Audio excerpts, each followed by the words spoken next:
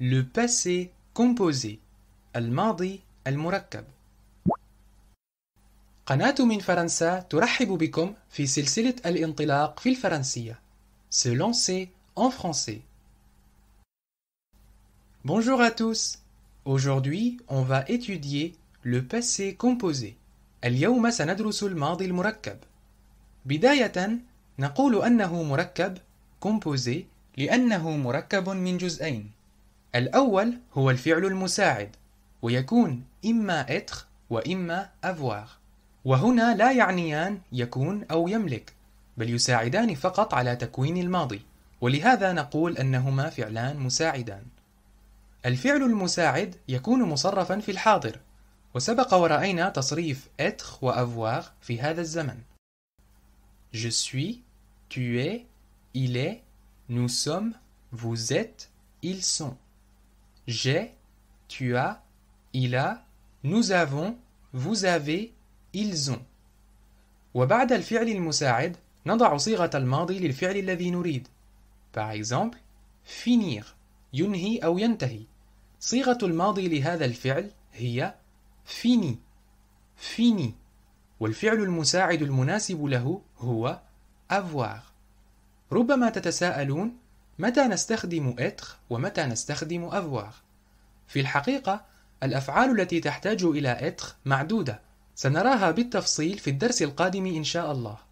لهذا جميع الأفعال التي اخترتها لدرس اليوم تحتاج إلى avoir. تصريفها إذن سيبدأ بهذا الفعل في الحاضر، أي j'ai, tu as, il a, nous avons, vous avez, ils ont. وبعده نضع صيغة الماضي للفعل، وفي المثال الذي لدينا قلنا أن صيغة الماضي هي fini، وهكذا نحصل على j'ai fini, tu as fini, il a fini, nous avons fini, vous avez fini, ils ont fini. كما تلاحظون صيغة الماضي واحدة مع جميع الضمائر.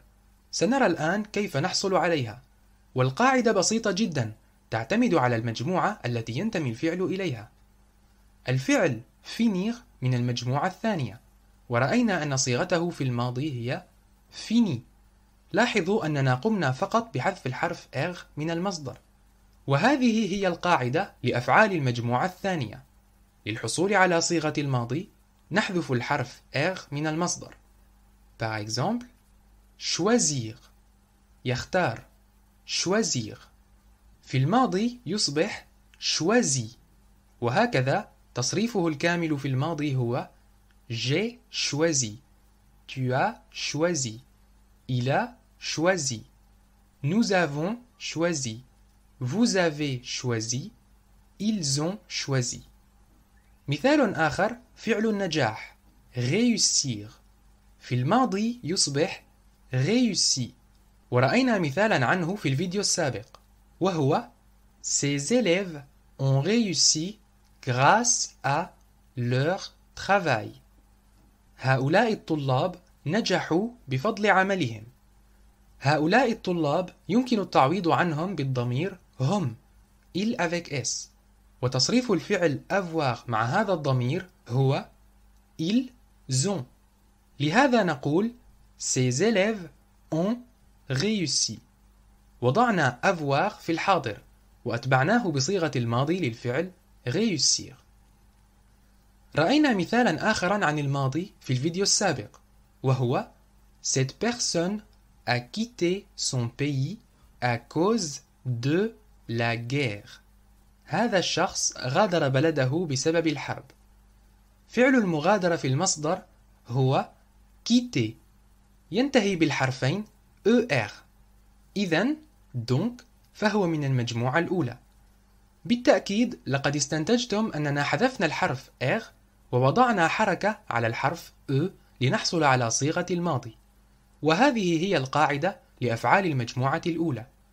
للحصول على صيغة الماضي نحذف الحرف er ونضع accent aigu على الحرف e، وهكذا quitter يصبح quitter مع e accent aigu.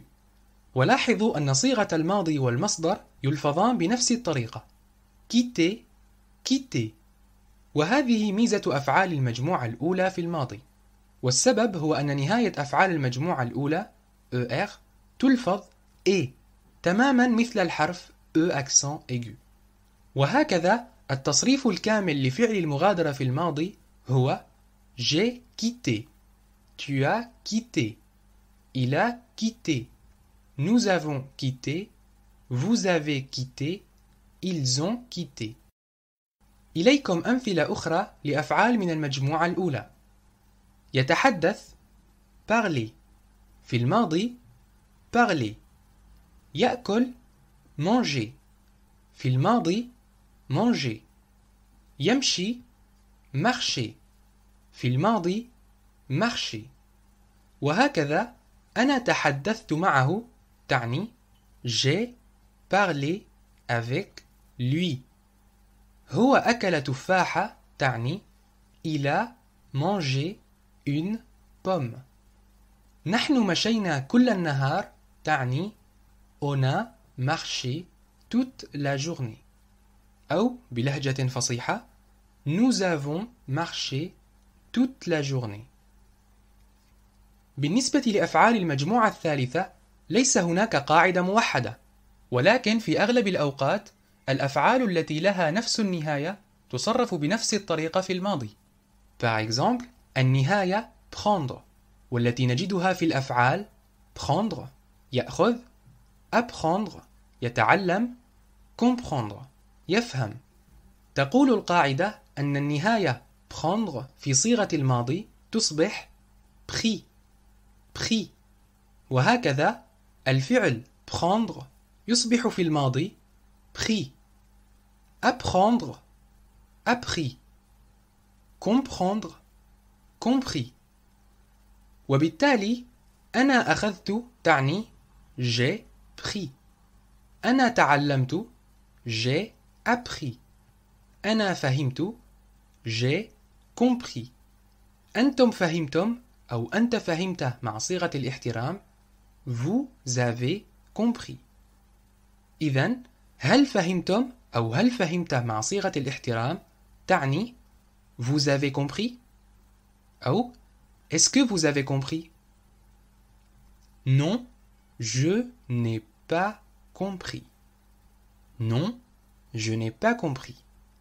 لاحظوا هنا أن جزئي النفي ne و pas يأتيان مع الفعل المساعد، فنضع ne ثم الفعل المساعد ثم pas وبعدها تأتي صيغة الماضي للفعل. Je n'ai pas compris. Je n'ai pas appris. Il n'a pas réussi. Tu n'as pas mangé. تذكروا أن الجزء الأول من النفي ne يمكن حذفه في اللهجة المحكية، فيبقى لدينا j'ai pas compris, j'ai pas appris, il a pas réussi, tu as pas mangé.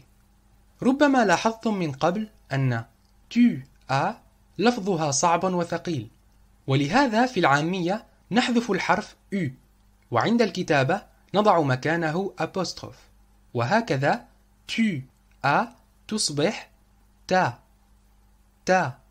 وبالتالي أنت لم تأكل تعني بالعامية t'as pas mangé. t'as pas mangé. سأنشر فيديوهات عن صيغة الماضي لبعض أفعال المجموعة الثالثة في سلسلة التصريف والنهايات la conjugaison et les terminaisons. أنصحكم أن تتابعوها وتشاهدوا الدروس التي فيها حول الزمن الحاضر، فهي قصيرة ومبسطة وفيها مفردات مفيدة. سننهي الدرس مع تمرين صغير. On va finir le cours avec un petit exercice. أول سؤال: ما هي صيغة الماضي للأفعال rougir, jouer, comprendre؟ الجواب: rougir, jouer مع E accent aigu واللفظ لا يتغير. compris. والآن كيف نقول لماذا احمررت مع طريقة النبرة؟ Pourquoi tu as rougi؟ لم ألعب معه. je n'ai pas joué avec lui. أو من دون ne, j'ai pas joué avec lui.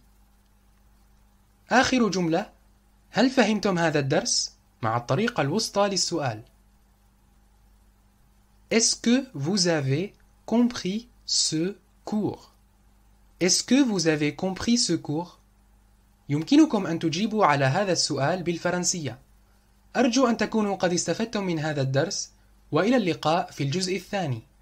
À bientôt. إذا أحببتم الفيديو لا تنسوا الإعجاب والضغط على الجرس ومتابعة صفحة القناة على فيسبوك لكي لا يفوتكم شيء.